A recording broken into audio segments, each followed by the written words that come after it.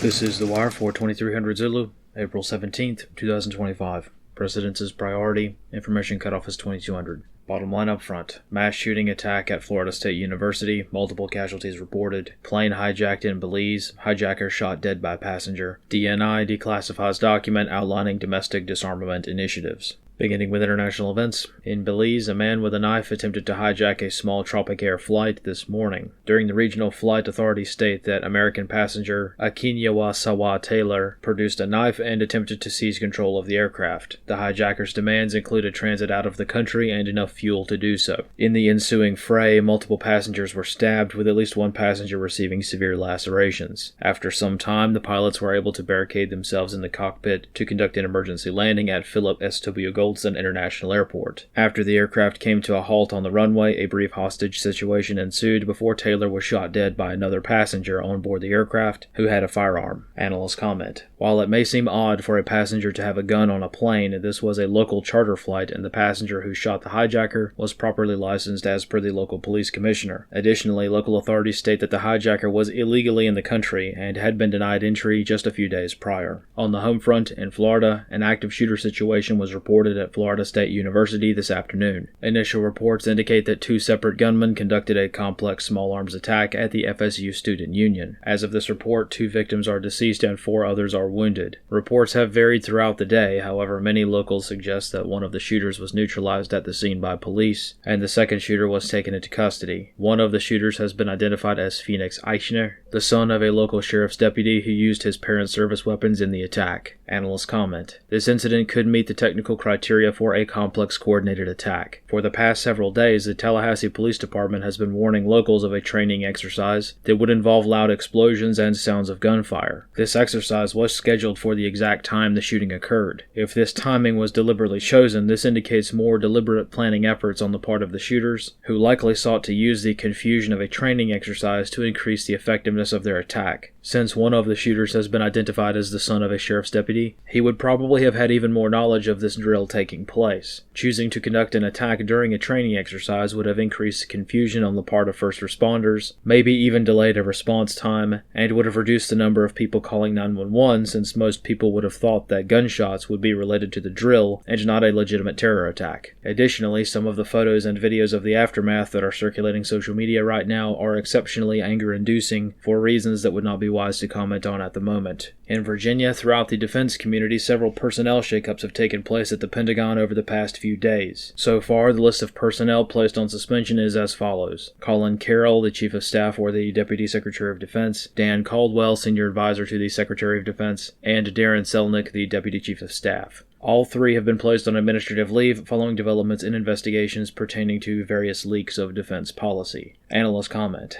At the moment, it's not really clear as to what is going on. These firings could be due to legitimate security leak reasons, or it could be for other reasons. So far, no high-ranking official has commented on these suspensions, so the official story itself is hard to determine for now. In Texas, the situation regarding the Anthony trial continues to deteriorate. This afternoon, the family of the self-confessed killer held a public press conference whereby the team of attorneys chastised the father of the victim for being there and called the police to remove him from the public venue. Analysts comment. While it is again unfortunate to analyze situations like this, the atmospherics regarding this case are approaching a tipping point. The efforts to stoke as much hatred as possible are probably a good indicator of how the trial might go, and thus also indicative of the likelihood of civil unrest. Though this is completely speculative, one theory that is at least possible to discuss in public forum that carries some weight involves the spectacle being a key part of the defense itself. By allowing the family of the self-confessed killer to conduct outlandish activities while being in front of a camera as much as possible, knowing full well that this will reduce civil discourse to pre-1850s levels, the defense counsel effectively taints the jury pool so that an acquittal is overwhelmingly likely in what normally would be one of the most open and shut cases of recent memory. All it takes is one juror sympathetic to the killer's racially based defense and the trial is over. In Washington, D.C., last night the Director of National Intelligence declassified a major initiative of the Biden White House to classify gun control efforts. The document, titled Strategic Implementation Plan for Countering Domestic Terrorism, outlines the plans undertaken by the federal government to expand the scope of what is considered to be domestic terrorism to include highly controversial initiatives. Analyst comments for this wire. Unlike the previous disclosures that never were, this declassification of prior plans to target gun ownership is indeed an important disclosure that provided indisputable evidence that federal agencies are simply classifying ideas that they disagree with as terrorism. Since this document was classified and not available to the public, the American people had no avenue to challenge these illegal policies in court. As such, it is strongly advised to read this primary source document for yourself. While many people will focus on the gun control angle, nearly every aspect of existence was flagged and tagged as being an indicator for terrorism. Photographs that a person may like, phrases in common use, travel habits, the banking institutions you use, all of this is not just being targeted for surveillance, but unilaterally being classified as being supportive of domestic terrorism. Granted, in a larger sense, all of this is not entirely new. The Patriot Act alone helped lay the groundwork for the more in-the-weeds efforts to crack down on the American population. This document is merely a smoking gun from recent memory that confirms this activity was not only authorized,